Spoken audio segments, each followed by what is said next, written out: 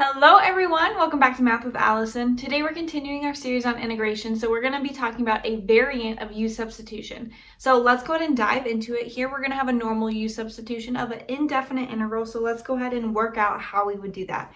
Usually I would look for something along with its derivative, so when it has to do with powers, like x to the power of 3, I know the derivative is 3x to the power of 2, so I might look for something as x to the power of 2. And so notice that is exactly what's going on in this case. I notice I have an exponent of x to the power of 3, and on the outside I have x to the power of 2. So that means I'm going to go ahead and set the higher power equal to u. So I have u is equal to x to the power of 3, and I'm going to go ahead and solve for dx. So now I have u and now I have dx. So I'm going to go ahead and plug those back into our integral. Here we didn't do anything with that 6x squared, so it remains the same. But now we have 4 to the power of u times du divided by 3x squared. So let's go ahead and take a look at what cancels out. Here the x squared cancels out. And I know this 3 simplifies so that becomes a 2. So I'm going to go ahead and bring out that scalar multiple of 2. And now I'm integrating 4 to the power of u du. So let's go ahead and find that antiderivative. That 2 stays the same, it's just a scalar multiple. But now what I have is 4 to the power of u divided by the natural log of 4 plus some constant c, since this is an indefinite integral. So I need to go ahead and replace u back in, right? So here I get x to the power of 3 divided by natural log of 4 plus c. And there we have our solution. Now there's a different way that we can go ahead and use U-substitution. So now we're going to go ahead and try this unique way. So what I can go ahead and do is set something equal to u. Notice here I don't see something along with its derivative, because I do see like an x plus 1, but I have an x in the numerator. Derivative of x is just 1, so that's not going to help us out. We do have this power, right, to the power of 1/2, but I don't see any other powers. If I took the derivative, I would get 1/2 u to the negative 1/2. And I also can't integrate this directly, right? So what we typically do with a rational function, just like we do in normal U-substitution, is we set the denominator equal to u. Sometimes that works out for us, so I'm just going to go ahead and follow that method. I'm going to say u is equal to the square root of x plus 1. We can go ahead and rewrite this so u is equal to quantity x plus 1 to the power of 1/2. That way we can go ahead and take the derivative. Now we want to go ahead and get dx all by itself. So first what I'm going to go ahead and do is multiply that dx over.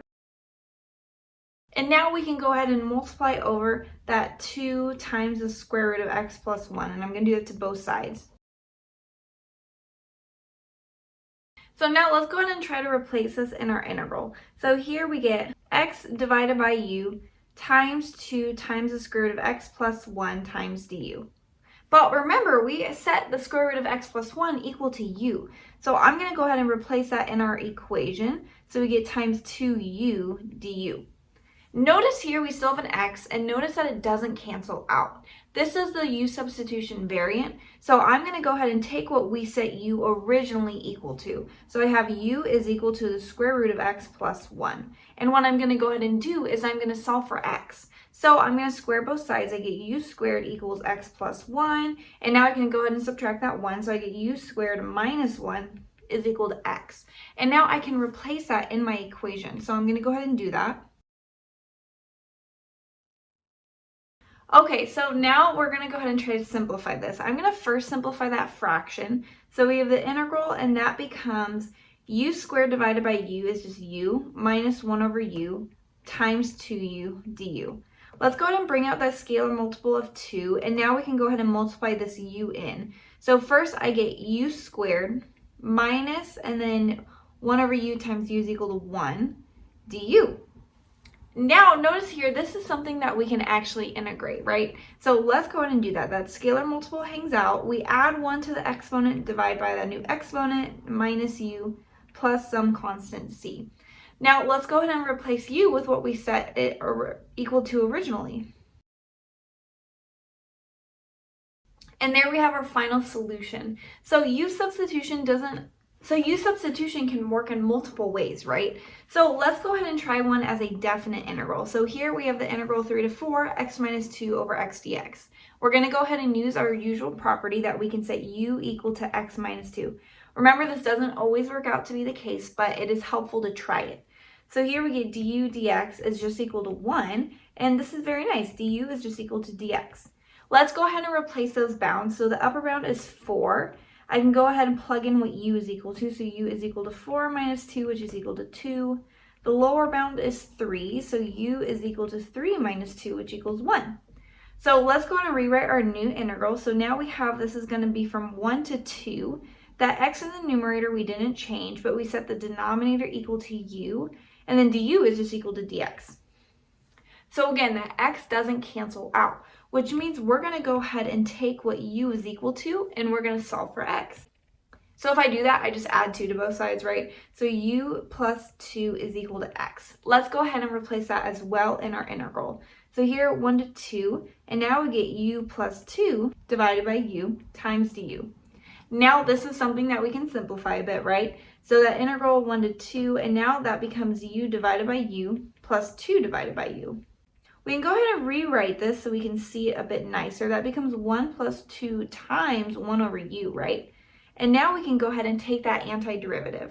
So when I do that, the antiderivative of 1 is just u plus 2 times the natural log of u being evaluated between 1 and 2. So I'm going to go ahead and plug in upper minus lower.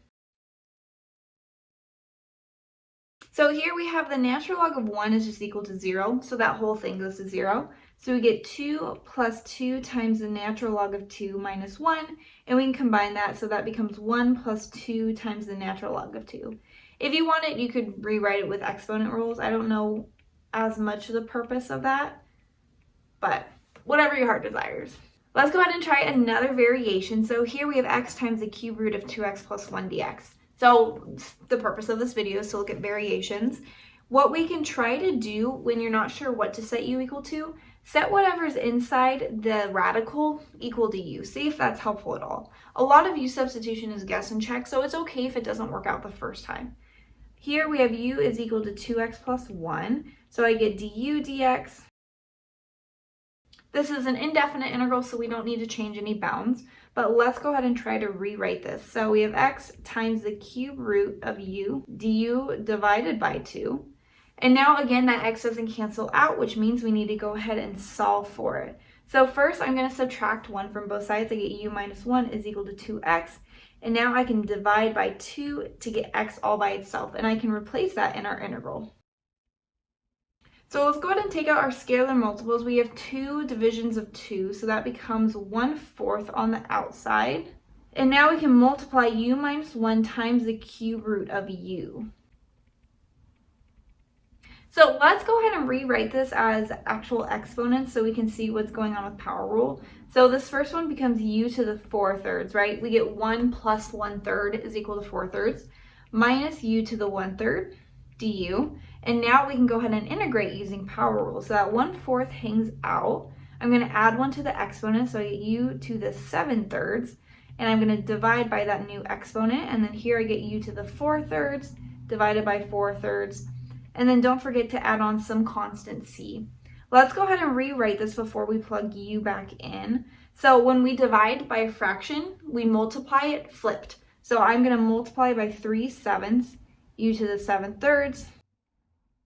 If you wanted, you can multiply that 1/4 in, it's all equivalent to one another, but let's go ahead and replace u back in.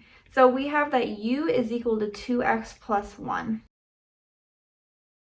And there we have our solution. So some tricks that we've learned so far is setting the radical inside the radical equal to u, setting the denominator equal to u. I think we did the same thing here. We set the denominator equal to u. Ooh, this one was a radical with a denominator. We set the whole denominator. You could actually do it both ways. You could set u equal to x plus 1.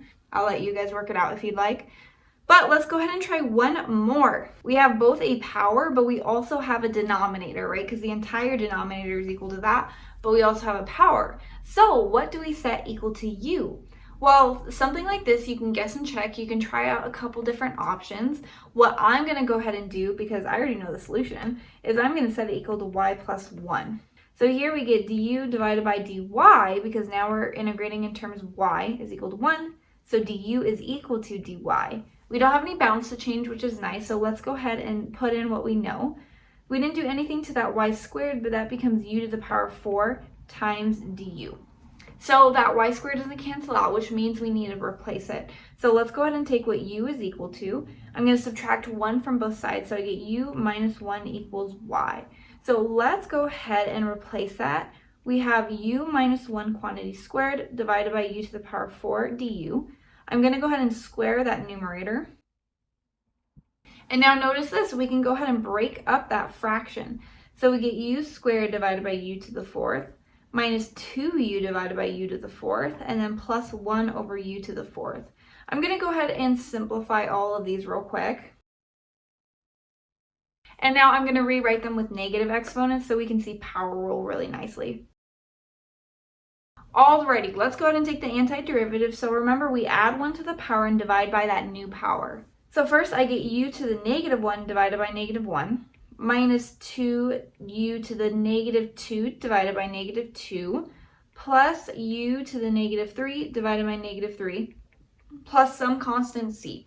So I can go ahead and rewrite this first, so that becomes negative 1 over u, and then those 2's cancel out and there's 2 negatives, so that becomes a plus 1 over u squared, and that becomes a minus 1 over 3u cubed plus c. One last step, we need to plug u back in. U is equal to y plus 1, so I'll go ahead and do that. And there we have our final solution. So that's all I have for us today. If you enjoyed this video, I have many more like it, so make sure to check out my playlists or link down below. Otherwise, please give this video a thumbs up and comment other problems or topics you'd like to see done. Thanks for watching.